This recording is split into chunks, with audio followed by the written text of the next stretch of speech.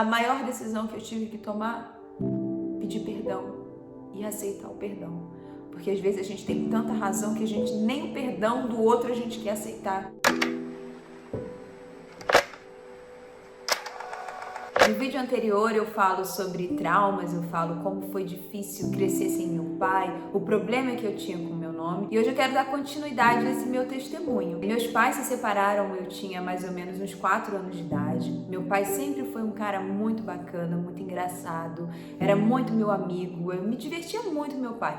Então a separação dele e da minha mãe foi um impacto na minha vida muito grande. Quando você tem uma relação mais ou menos com o pai, né, às vezes você já não se vê muito, aí você tem uma ruptura muito grande, às vezes não é tão impactante, mas no meu caso foi muito duro. E aí com 8 anos de idade, que foi tudo assim, gente, foi tudo com 8 anos de idade, a minha mãe se converteu. Eu tinha 8 anos de idade. A minha irmã mais nova nasceu também com 8 anos de idade. Meu pai casou com uma nova mulher com 8 anos de idade e ele foi morar nos Estados Unidos também com 8 anos de idade. Então esse 8 anos de idade foi o ano mais difícil da minha vida. E aí um dia ele chega, né, me apresenta a namorada, né? 1 mês, 2 meses depois ele casa e logo em seguida ele me avisa que vai morar nos Estados Unidos. E ele foi embora. Eu não tinha noção nenhuma do que era os Estados Unidos, se era muito distante, se a gente ia continuar se vendo sexta, sábado e domingo. Eu não sabia de nada disso. E eu lembro que eu passei esse ano todo chorando, gente. Eu tinha uma foto do meu pai, assim, desse tamanho mais ou menos,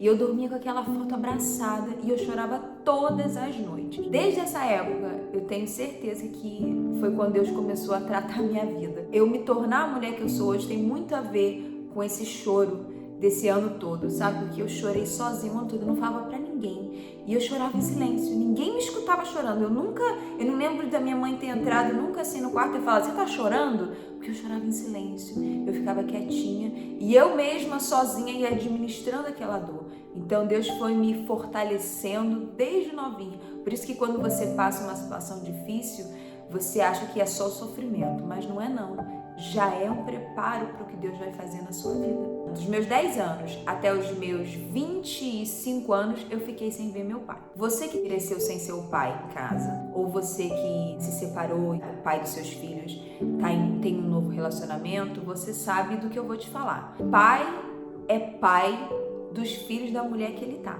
Claro que existem as exceções, claro que existem. Existem pais que são maravilhosos, apesar de uma separação, continuam cuidando dos seus filhos, continuam fazendo a mesma coisa. Mas normalmente não é assim que funciona. Normalmente existem muitos problemas, as mães sofrem muito, os filhos sofrem a beça, porque o pai às vezes dá uma miséria pro filho e ele acha que tá fazendo muito e a mãe tem que se virar com todo o restante, quer dizer, ele já não tá presente, ele já não cuida, ele já não educa e o pouco que ele dá ele acha que tá dando muito. A maioria das vezes é assim, gente. E a gente tinha uma situação financeira muito difícil, muito apertada. Minha mãe era aquela mulher que batalhava muito, era pai e mãe, ela cuidava de mim. Eu acho que ela também se cobrava mais porque ela pensava assim, eu tô cuidando dessa menina sozinha, né? O pai não tá aqui.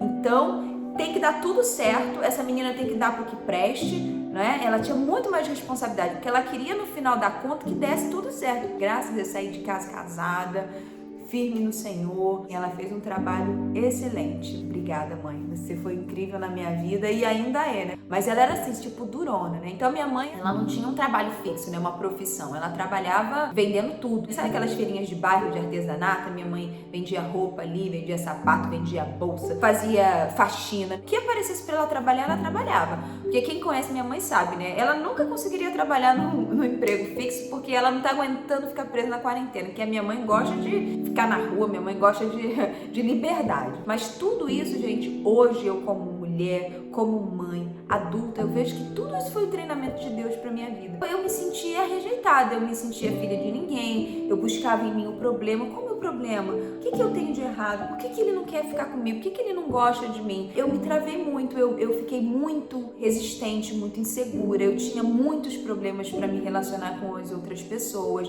fazer amizade. Pra eu fazer um amigo novo era tão difícil, porque eu sempre achava que alguém ia me deixar, que alguém ia me abandonar, ou que eu não era boa o suficiente, eu tinha um problema do meu nome, que eu tinha muita vergonha de falar. Eu tinha todo esse problema de rejeição, porque eu me sentia rejeitada mesmo, gente. Não é fácil para uma criança que não convive com o pai, ou não convive com a mãe, ou que sente, sabe, ver aquelas brigas de casal. Tem muito, gente. Eu não tinha briga entre meu pai e minha mãe porque eles estavam fisicamente distantes, né? Mas eu tenho certeza que se eles estivessem perto, minha mãe ia ser daquela que ia bater na porta dele todo mês e fazer um barraco, fazer um escândalo. Você tem que cuidar da sua filha. Mas tem criança que vê isso, gente, o tempo todo. Os pais brigando e vai e bota a criança no meio. Ai, gente, é muito difícil. Eu sou aquela pessoa, gente, é improvável, sabe? Eu falo que o que Deus fez na minha vida e o que Deus está fazendo na minha vida é obra dele, porque eu sou uma improvável. Eu venho de uma família destruída, de pais separados, de um lar não cristão,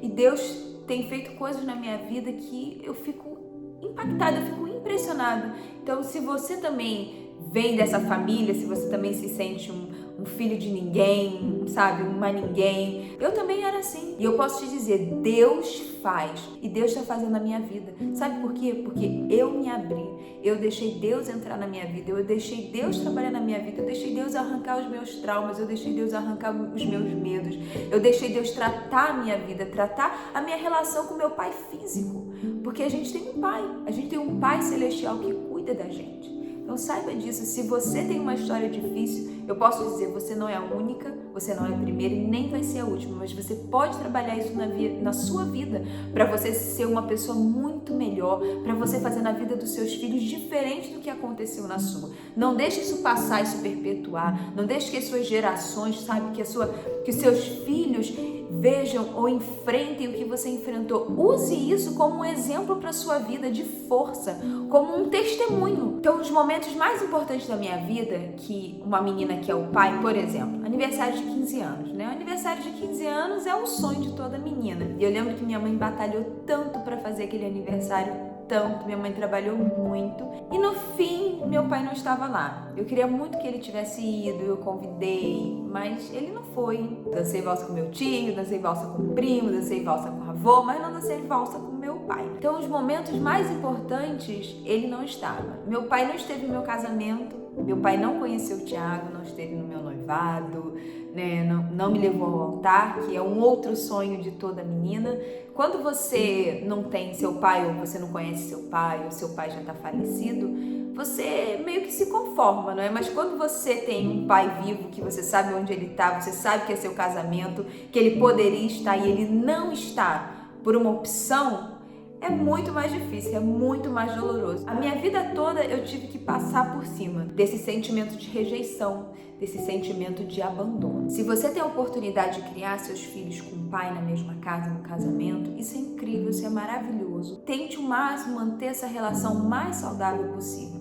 Outras pessoas se divorciam. E quando eu falo assim que você tem que fazer o possível, o impossível, às vezes para manter esse casamento, por quê? O impossível às vezes nem é tão sério para algumas pessoas. Eu já ouvi histórias de pessoas que se divorciam porque a agenda não está casando, porque ele faz uma coisa, ela faz outra e não está muito bem. Ah, porque a gente está muito diferente, eu gosto de uma coisa, ele gosta de outra, a gente está se divorciando. Gente, isso não é motivo para divórcio, isso é motivo para sentar, para conversar, para buscar ajuda. Sabe por quê? Porque às vezes você está se separando, achando que você vai entrar depois num novo relacionamento, vai ficar tudo bem. Eu vou te dizer uma coisa, provavelmente não vai ficar. Você vai ter esse mesmo problema com outro ou outro problema, porque problema você vai sempre ter. São pessoas, são seres humanos, cada um de um jeito, então problema em relacionamento você vai ter sempre. Então é muito melhor você sentar e tentar resolver com o pai de seus filhos, com o seu marido, o problema do que partir para um novo relacionamento, porque você vai ter que começar tudo de novo, você vai ter que começar a conhecer de novo, se explicar de novo, e às vezes você não vai gostar do jeito dele, porque você não sabe, você não conhece, não tá vivendo, não tá morando. Então é melhor a gente tentar parar e resolver o problema do que chegar a um divórcio, uma separação.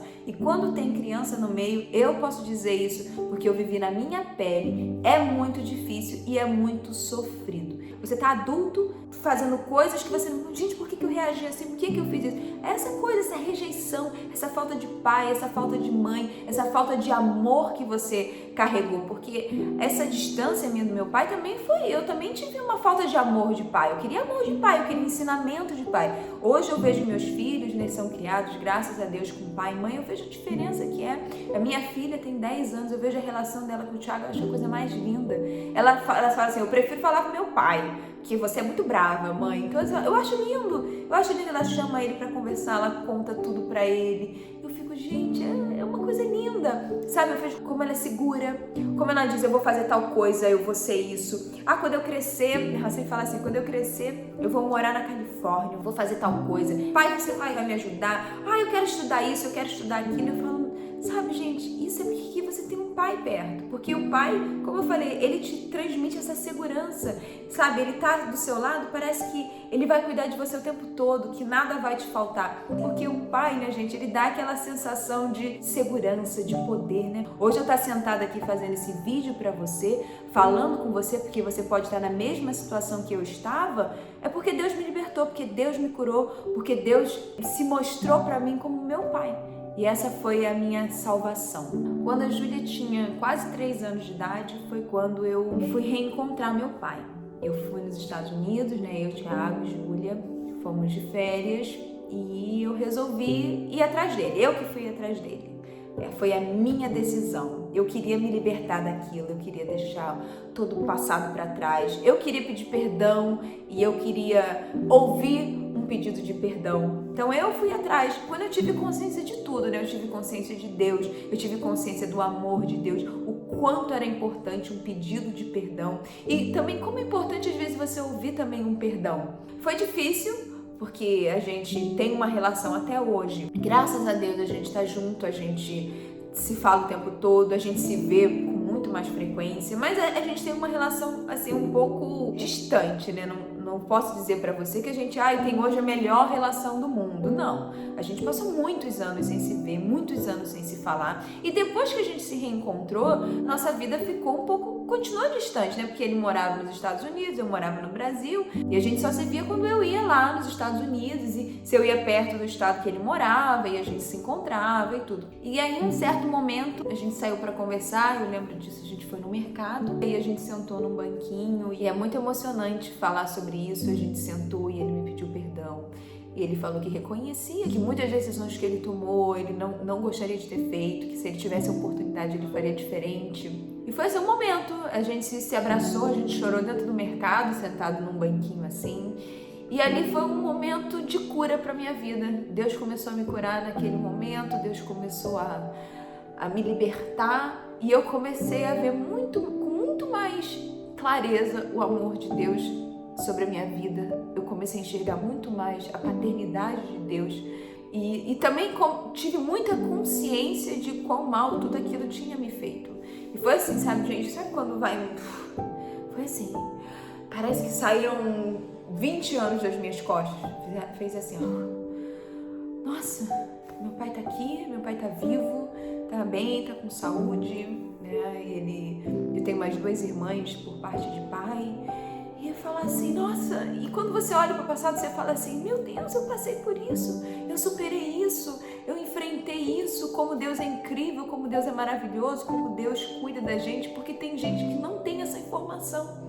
Tem gente que está hoje com 30, 40, 50 anos e está sofrendo ainda essa rejeição de quando ele era criança, de quando ele era adolescente, da situação difícil que ele passou. Graças a Deus, se você tem a oportunidade de ouvir que existe libertação emocional para sua vida, tudo isso que te trava, tudo isso que te prende, isso pode sair da sua vida, basta uma decisão. Sabe qual foi a maior decisão que eu tive que tomar? Pedir perdão. Me senti abandonada, me senti rejeitada. Olha o tanto que minha mãe teve que trabalhar, minha mãe me criou sozinha. Eu poderia ter criado toda essa revolta dentro de mim, ter acusado, ter brigado, ter feito isso tudo. Eu poderia estar até hoje carregando isso. Então, a maior decisão, o maior ensinamento que você pode tirar de uma história difícil é aceitar o perdão. Aceitar o perdão da pessoa e aceitar o perdão de Deus. Porque às vezes você fala assim, esse perdão não é sincero. Você mesmo se bloqueia, você mesmo trava a sua vida, porque você começa a achar que nem o perdão da pessoa é sincero, porque você não se aceitou, porque você não se descobriu, porque você também não se perdoou. Porque eu, por muito tempo, tentei encontrar em mim o problema. Eu sou a culpada. O que eu sou? Eu sou uma filha boa, eu sou uma filha ruim, eu sou problemática, será que meu pai não me quis? Será que minha mãe não me quis? Não, você tenta encontrar em você o problema. Então você tem que se perdoar, e você tem que pedir perdão, e você tem que aceitar o perdão do outro. Se você não tem mais a pessoa que te fez mal por perto, aceite o perdão de Deus sobre você. E eu senti um amor dele travado, sabe? Eu senti que ele se libertou. E todas as vezes que meu pai falava comigo, e até hoje quando ele fala, ele é muito carinhoso. Ele sempre fala: filho, eu te amo, sabe? O papai ama você. Ele sempre, não teve uma vez que ele tenha me ligado, que ele não tenha falado que me ama. Só que eu, pela distância, eu não sentia esse amor. Eu não sentia esse cuidado. Para mim eram só palavras soltas. Então eu achava que o amor era assim, era só uma palavra. O amor não é um sentimento palpável. Você não sente o amor. Então eu cresci e eu vivi muito com o problema de amar e ser amada, porque eu achava que o amor era só essa palavra. Eu falava: ele não me ama, porque quem ama não faz isso com o filho. Quem ama não abandona, quem ama, sabe, não trata dessa forma. Mas ele me amava, e eu sei que ele me ama, e eu sei que ele se arrependeu de tudo, mas eu carreguei essa falta desse amor. E hoje eu quero te deixar essa mensagem. Se você não teve um pai terreno, se você cresceu com esse buraco na sua vida, saiba que você tem um Deus. Você tem um pai celestial, um pai que te cuida, um pai que te abraça, que coloca você no colo. Ele está disponível para te tratar, ele está disponível para curar a sua dor, curar suas feridas. Você só precisa se abrir.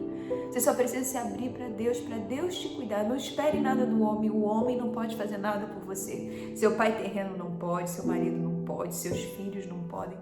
Tem um buraco na vida da gente que só Deus pode preencher. E Deus, quando eu deixei Deus cuidar, quando eu deixei Deus tratar a minha vida, Deus me curou. E hoje eu estou aqui, falando para você, foi uma cura de Deus. Cura na minha timidez, cura nos meus traumas, cura nos meus problemas emocionais. Deus me curou. Eu deixei Deus me curar. Então, sinta-se livre do seu passado, sinta-se livre de tudo que te atormentou, sinta-se livre das pessoas que te causaram mal, aqueles que deveriam cuidar de você e não cuidaram. Sinta-se livre. Você tem um Deus, esse Deus que a gente diz que está lá em cima, mas ele está aqui, está bem pertinho da gente. Basta uma palavra, basta a gente se abrir para ele cuidar de você. E eu fico muito feliz de poder compartilhar com vocês essa história, esse lado da minha vida que muita gente não me conhece, e eu me sinto privilegiada de falar para você e poder ser um canal de Deus na sua vida.